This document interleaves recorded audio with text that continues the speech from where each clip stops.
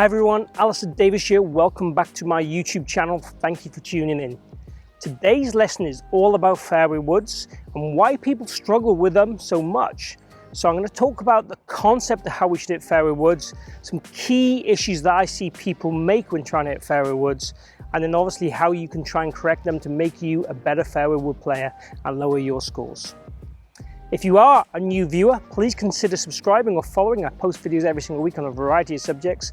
So just hit my logo at the end of the video down the bottom corner or hit the button down below right now to subscribe. Keep watching to learn how to hit these fairway woods pure.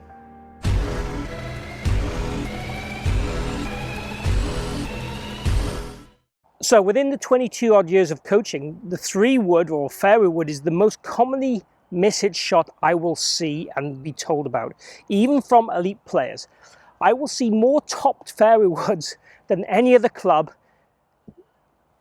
period. And you know, the reason behind that is kind of a couple of key things people make mistakes with, but also I think it's just a little bit of just the anxiety of hitting one also. So the key things I'm looking for when we hit 3-wood conceptually is we try and hit down on the golf ball. So if I said to you the tour average for a fairway wood or a 3-wood hitting down on the golf ball is 3 degrees, and if I said to you that probably most amateur golfers would have an ascending angle of attack when they try and hit a fairway wood, and that kind of, there lies the problem really. Conceptually, what a lot of us try and do is sweep the ball off the fairway. We believe the club has to sweep the turf rather than taking a divot. Now you can hit down on the ball, and if your radius is high, you still won't take a divot as such. But the key is really, we need the club to be descending into that turf and the low point to be after the golf ball to be successful with a fairway wood off the fairway. From a semi-rough or a tee, we can get away with a more zero angle of attack and a more sweeping blow. But in order to ensure we hit the club in the right center of gravity and the ball in the right position and to get the right purchase on the golf ball, we have to be getting that club to be descending after the golf ball. The second thing I see players do particularly wrong, and this happens with the driver as well, is when they basically get to contact, their body normally is going into extension too much this way, early extension, and the handle raises up. This makes it very difficult to get the club to bottom out in the right spot, but also means club face control is really difficult also. So those are two common things, and this happens more with the drive and 3-wood than the 9 because we're going at more speed, and when we go at more speed our body functions worse. So if we have poor flexibility and that makes us want to early extend, for example if our hamstrings are tight or Achilles are tight or our hips are tight, hip flexors, then we're going to want to stand up through the golf ball. Imagine we do that at faster speeds, we're going to do that even more. So the key is really, with the longer clubs, we have to perhaps make more of a conscious effort not to early extend. So the couple of things I want to look at really today is, when we're doing our practice swings, we're looking for the club to be bottoming out, bruising that turf after the ball. And potentially what we might do for a drill is put a tee peg in here and try and hit the ball and tee in one go for a bit of feedback. I also want your practice swings to work on lowering the handle.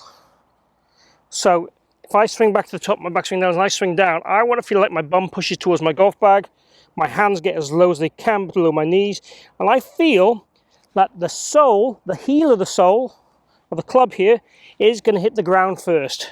So ideally, that heel of the sole, making a sharp edge, bottoming them out just after the golf ball in the practice swing shape. I'm feeling that my weight is going more towards my left heel, my left leg is working back, I've got some shaft lean ever so slightly, and I'm getting that kind of feel. Now this is going to help the striking without fairway woods no end. So those would be the practice swings, those would be the feels. This is conceptually what happens. We either try and sweep the ball or we tend to extend too much purely because of either conceptually again, because we're not trying to do anything different, or because our body is letting us down. So the idea is we have the consciousness to make a practice swing that overdoes that gets these hands very, very low. You almost feel like it's increasing the radial in the wrists, but obviously at contact we'd have no radial in the wrists, okay? But we're trying to encourage this. We're trying to tell our brain this is what we want it to do. From a setup point of view, the ball position should be just right to left heel. Stance width, shoulder width apart, and the weight even, okay? Again, just like you play maybe a long iron, Obviously the ball position for me in Europe, I would have the ball position going slightly further forward depending on what club it is. So from a 7-iron to a driver, the ball goes slightly further forward each club. The weight's going to stay even. If you need to encourage yourself to hit down, you can't do it any other way, we could place a little bit of weight in the lead foot. That would be the last result for me, and that would be a bit of a cheat for me. It's an incorrection to make you better. Let's just try and get even with the weight and try and feel we're going to hit that T-peg, and we have that rehearsal.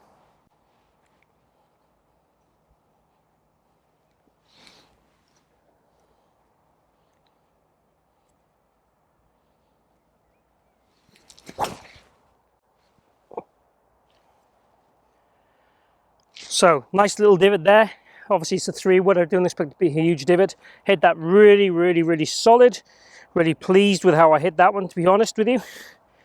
And the focus on the T-peg really helped me get that club to extend through the ball and take that ball turf, which is exactly what I'm after with the 3-wood off the deck. Off the T-peg, I can get away with hitting this more zero and hitting it a little bit shallower, and it'll still work wonderfully well.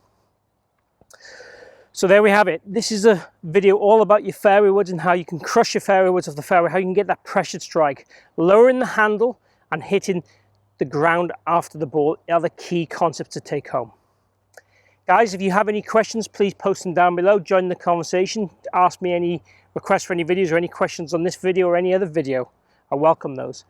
If you have also enjoyed the video, please like and share the video. It really helps me, really helps my channel grow, and really helps share my channel out there to everyone else. Lastly, if you haven't subscribed, please consider doing so. Hit my logo down this bottom corner here. Join me in my journey and let's lower your scores and improve your golf. So thank you for watching, and see you again here soon.